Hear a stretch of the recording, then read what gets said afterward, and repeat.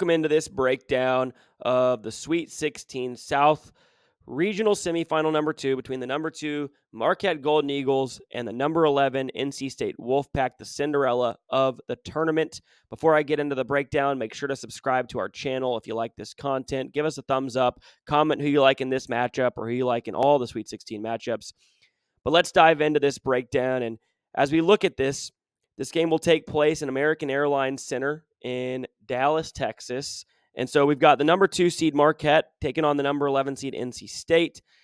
Marquette's path to get here was relatively easy, although they had a tough second round little matchup. They had Western Kentucky in the first round, won that one 87-69, did get the cover despite having some trouble early with Western Kentucky, the Hilltoppers there. Then took on a very hot Colorado team, won it 81-77. Depending on where you got the number, most people probably got a push there. If you got the late number, you lost if you had Marquette.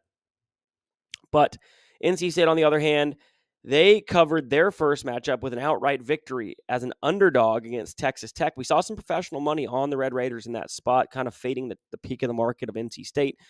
And then Oakland, the number 14 seed, as the Wolfpack took them down 79-73 in overtime, did not cover at 6.5, won by just 6. Kind of a bad beat at the end there, although really NC State was lucky to be in that position at that point. We've seen the total move up a point. It sits at 151.5, which is a point up from the open. We have started to see some 6s flash in the market. 6.5 is where this opened. We're starting to trend towards 6. And I have a feeling if we get to 5.5, we're going to see some professional money on Marquette.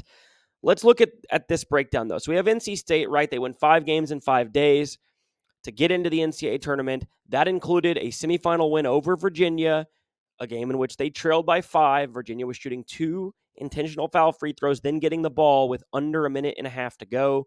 Somehow, someway, NC State ends up with a shot to send it to overtime after essentially a miss by an 89% free throw shooter. Virginia went 1 of 5 from the free throw line down the stretch, including the front end miss of a 1-1, and then a bank-in 3 at the buzzer by O'Connell sent NC State to overtime. They beat Virginia there. They go on to win the ACC title. So the truth of the matter is, despite winning 2 games in the tournament, this NC State team did not deserve to be in the NCAA tournament. They would not have been in without winning the ACC tournament.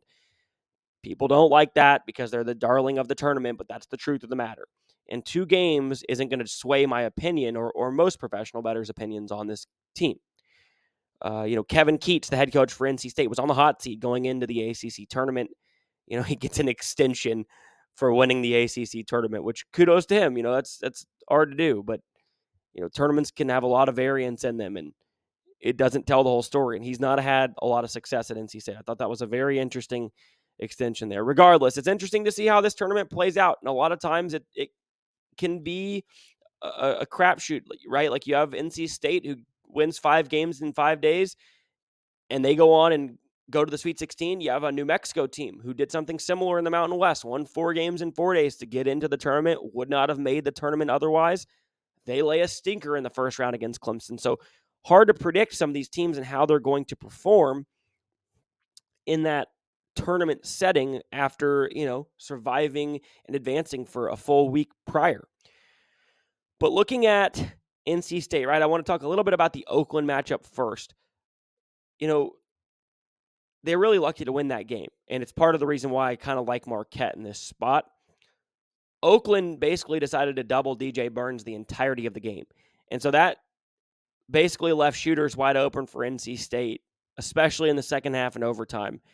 And although they did hit some big ones in overtime, for the most part, the strategy actually kind of worked. They shot under their season average from the three-point line, just below, and 9 of 26.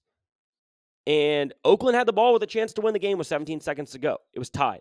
So Greg Campy and Oakland's game plan really did work. They just kind of ran out of gas late, and NC State finally hit a couple big-time shots. But for the most part, I really thought Oakland had a good shot to win the game. NC State could not pull away from them. I mean, until the very end of overtime, they really could not. Oakland got down 6, 7, 8 multiple times and just kept battling back with a much less talented roster, if we're being honest. So I didn't like that. I didn't like that NC State didn't cover. Then you look at kind of the body of work of NC State, right? 17-14 on the regular season. Finished, the ACC 10th in the conference in a league that got 5 bids, only 4 bids, 4 of which were in the actual tournament, and 1 was in the play-in game. And then you include the fact that NC State is one of those bids. So, right, only 3 ACC teams legitimately made the tournament with an at-large bid who would have gotten in regardless and didn't have to play a play-in game. So it's not like the ACC lit the world on fire. NC State finished 10th in the conference, had 3 more wins than losses before that streak that they've started, and now have won 7 in a row. So I just cannot get out of my head that body of work. And I can't get out of my head the fact that they finished at the bottom of the ACC in effective field goal percentage, at the bottom of the ACC in 2-point field goal percentage, which are 2 predictive metrics of a team's offensive efficiency. Their defensive rebounding percentage was one of the worst in the conference. And so, yes, they're a momentum team. Yes, they're playing well, but they're still 75th in the country defensively, right? They are 42nd offensively. So they're outside the top 40 in both offense and defense. They're 53rd in the KenPom still after winning 7 games in a row. So they've moved up significantly from where they were. And they're playing Marquette, who is 13th overall, 19th on offense, 21st on defense. So a top 25 team through and through. With Kolek, they're a top 10 team. And that'll lead me to my next point, which is that Marquette is finally healthy. They get Tyler Kolek back. He looked phenomenal in the round of 32 game against Colorado, made some massive plays down the stretch. He's not the sharpest tool in the shed, but he can hoop. And I think this is a tough matchup for NC State. I think Marquette has the by far superior guards with Tyler Kolek leading the way. And, I'm not saying that DJ Horn and Casey Morsell aren't good guards. They are. But you have you have Cam Jones and Tyler Kolek, who are 2 of the best guards in the country. Cam Jones can give you 30 on any given night. Tyler Kolek's top 3-point guard in the country. Chase Ross, you mix him in there. I think there's a huge advantage Marquette when it comes to the guard play, which is what wins in March. I understand that DJ Burns is the guy everybody's talking about, but the truth of the matter is this is a bad matchup for him because Marquette's really, really going to run.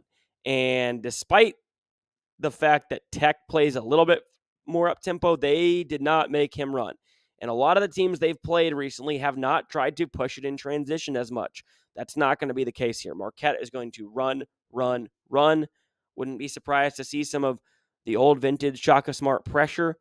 I think this is a terrible matchup for NC State.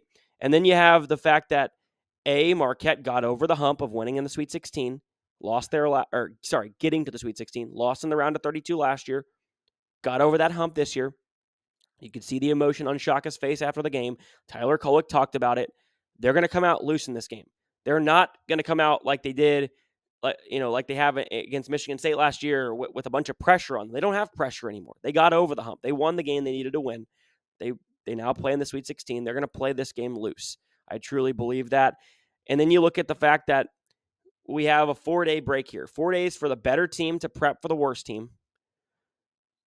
And you have an NC State coach who, if we're being honest, isn't all that great. And then you have a full week of everybody talking about how good NC State is, right? We have DJ Burns signing a NIL deal with Barstool.